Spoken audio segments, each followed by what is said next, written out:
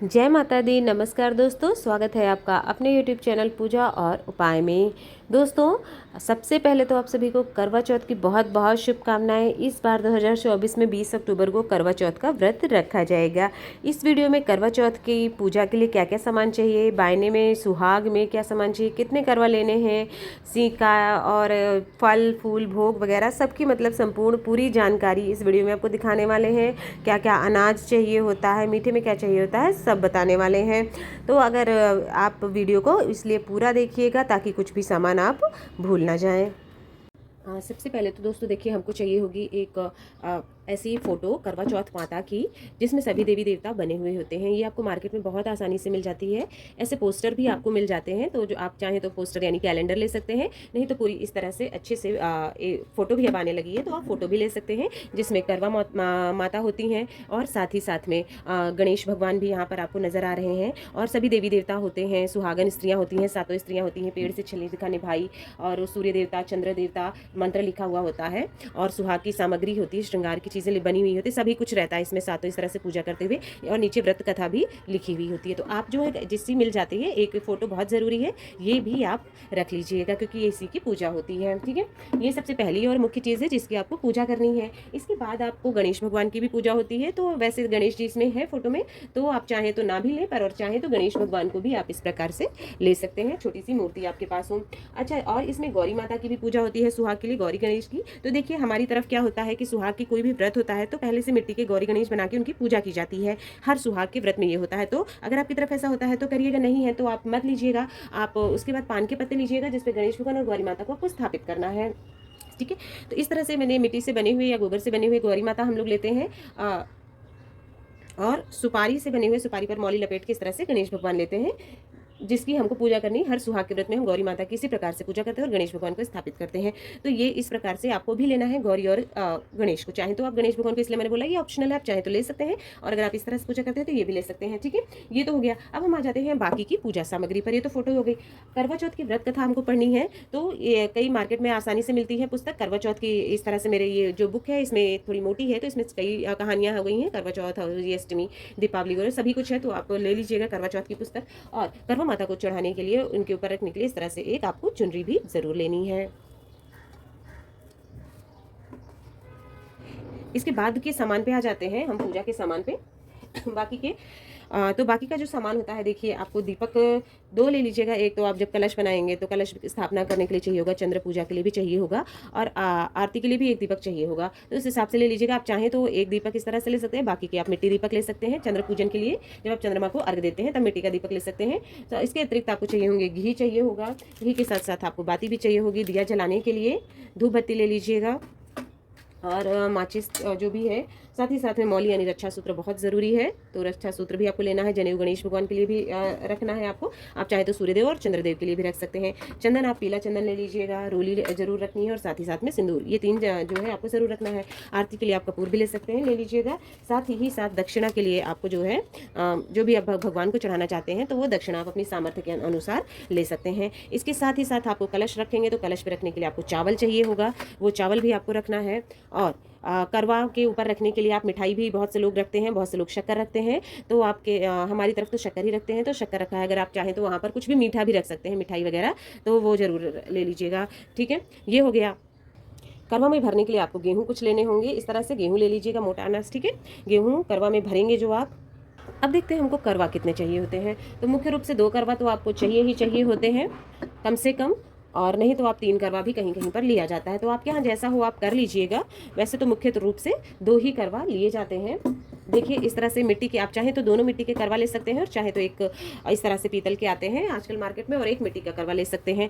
आपको क्या करना क्या होता है, ये 2 करवा आपको क्यों चाहिए होते हैं। इस करवा में जो मिट्टी वाला करवा आप लेते हैं, वो करवे में आपको यहाँ पर गेहूँ भरना होता है इस जगह पर। यहाँ पे आप शक्कर भर सकते हैं, चीनी या फिर कोई मीठा चीज़ आप यहाँ पर भर सकते हैं। मिट्टी वाले करवे की बात हो रही है। और यहाँ पर आपको सींका लगाना होता है, सींकें मिलती हैं, वो सींकें आपको रख देनी है। ठीक है, अब आ जाते हैं दूसरे करवे पर। दूसरे करवे का प्रयोग आप करते हैं चंद्रमा को अर्घ देने के लिए। ठीक है, चंद्रदेव को अर्घ देने के लिए भी आपको इसे टोटी वाला लोटा ही लेना है। इस तरह से मिट्टी का चाहे तो ले सकते हैं, मैंने इस प्रकार से एक बार ले लिया हुआ है। अब इसको मैं रिप्लेस नहीं करती हूँ, हमेशा जो है इसी करवा से चंद्रमा को अर्घ देती हूँ।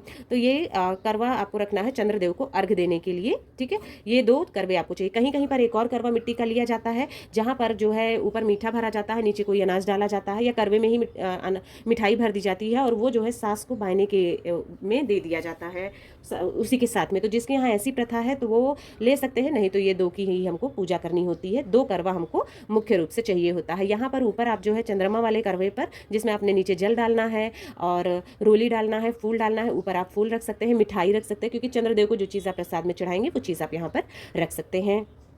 कलश रखने के लिए कलश कहीं कहीं पर देखिए नहीं रखा जाता है, तो आपके लिए कोई कंपलसरी नहीं है, पर कलश देखिए कलश में देवी देवताओं का वास होता है, इसलिए कलश स्थापना करनी चाहिए। तो कलश के लिए आप पीतल का या स्टील है तो स्टील का ही लोटा ले लीजिएगा, जो भी आपको मिल जाता है उस पर इस प्रकार से आपको आम के पल्लव रखने हैं, वो भी आपको चाहिए होंगे, आम के पल्लव रखने हैं। और साथ ही साथ में आपको जो कलश मैंने बताया था चावल, वो चावल इस कलश के ऊपर ही आएंगे और इसके ऊपर आपको दीपक रखना है, यानी दीप कलश की आपको स्थापना करनी है। तो कलश स्थापना के लिए आपको बता दिया है ये चीज़ चाहिए होती है। इसके साथ ही साथ में कलश स्थापना के साथ ही आपको भोग प्रसाद के लिए जो है आप मिठाई ले सकते हैं, जैसा कि आपको बता दिया है। मिठाई आप इसमें भी क्योंकि डालना है आपको, नहीं तो चीनी डालिए। यहाँ पर भी आप प्रसाद के लिए मिठाई रखेंगे चंद्रदेव के लिए, और भगवान को भोग लगाने के लिए भी आप मिष्ठान रखिए। मौसमी फल जो भी आपको आसानी से मिल जाते हैं वो फल भी आपको ले लेना है। इसके अतिरिक्त आपको फूल चाहिए होंगे।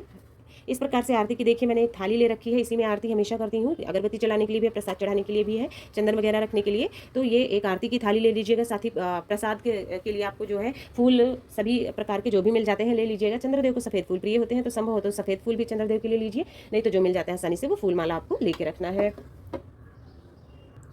थोड़ा सा आपको जल भी रखना है, किसी पात्र में जल लेकर के रख लीजिएगा, जिससे आप स्नान करवाएंगे देवी देवताओं को और शुद्ध करेंगे, तो इसलिए जल भी आपको किसी पात्र में लेकर के रखना है।